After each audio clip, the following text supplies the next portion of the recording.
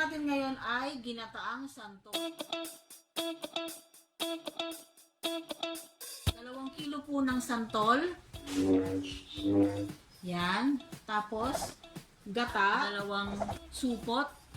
Mga 50 pesos po yan. Paminta. Mga kalahating kutsarita lang. Patis. Siling green.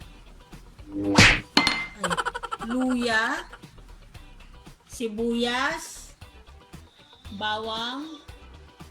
At onion rings. Yan po yung mga ingredients natin. Hindi na po ako naglagay ng alamang or anything na baboy or manok. Kasi po, para pure ano lang tayo, pure santol lang tayo. Sa version ko po, hindi na ako naglagay ng mga ganon kasi maging mas maalat siya. So, huwag na natin patagalin to. Let's start!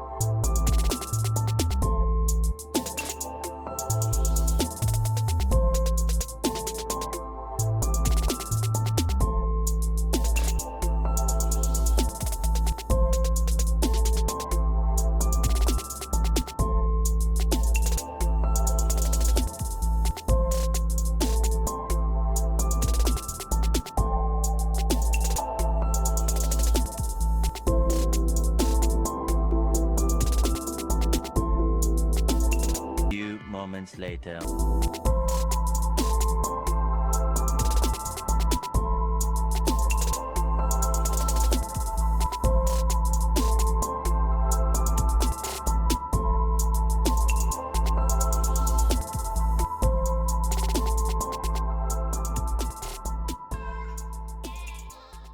A few minutes later. Isa na po tayo.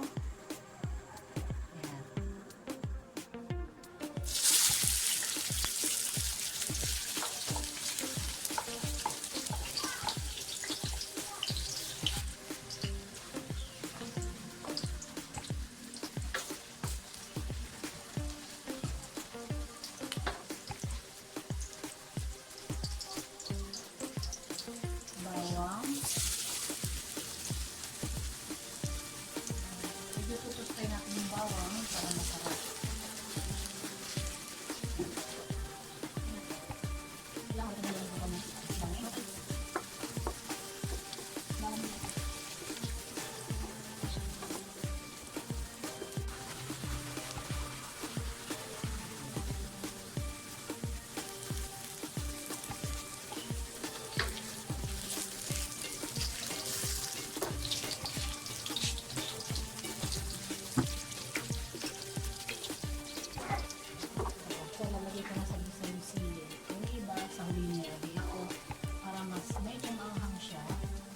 Kasi wala naman po yung bata rito.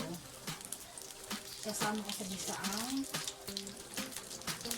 sili para mas maano yung anghang.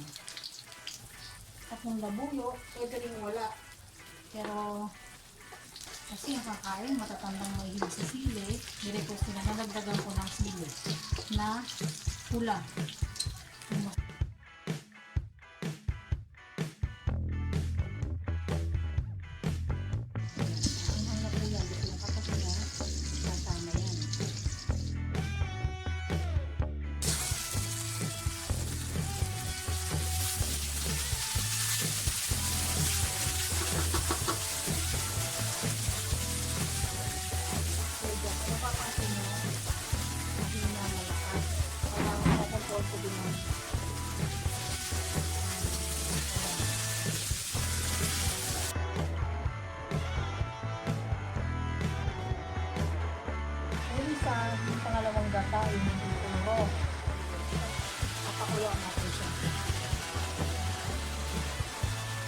Hindi naman siya buo.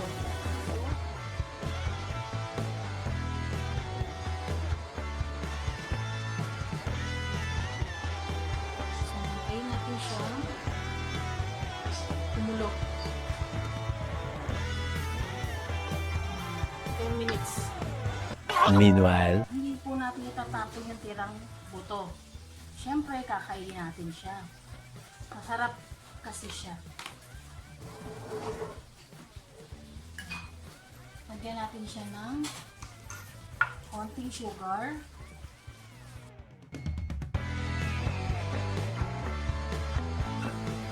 Tapos asin. Ang suka.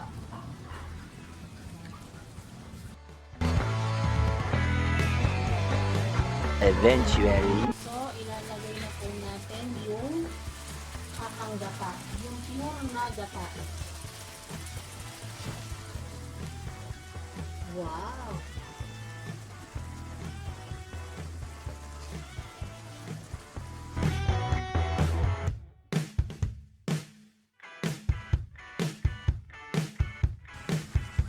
Mas konting paminta.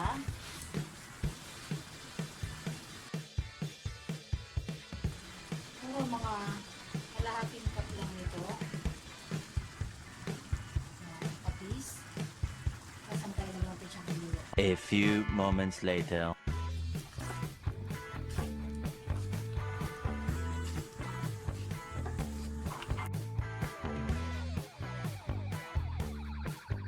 A few minutes later.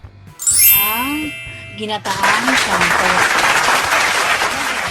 Titikman na po natin ang resulta na ginawa ating ginataang santol na wala siyang shrimp. Sige, taste natin. Masarap siya. Maasim-asim na creamy. Wala siyang karni na palambot. Kahit walang bagong, masarap. Pwede siyang sausawan. Pwede sa isda, chicken, masarap to. Natin may kanin. So, ito. Natin may kanin. Masarap talaga pagkata. Masarap. Masarap siya kahit wala siyang bagoong. So, masarap siya lalo na pag may kanin. Lalo na kung may kanin. So, hingi tayo ng kanin. Automatic yung kanin dito. Ulit natin. Healthy, di ba? Wow, ang sarap man. Ito ang pinaka-healthy. Alam nyo kasi, wala siyang tunay na bagoong. Pero, lasang-lasa mong bagoong. Parang may bagoong yung lasa.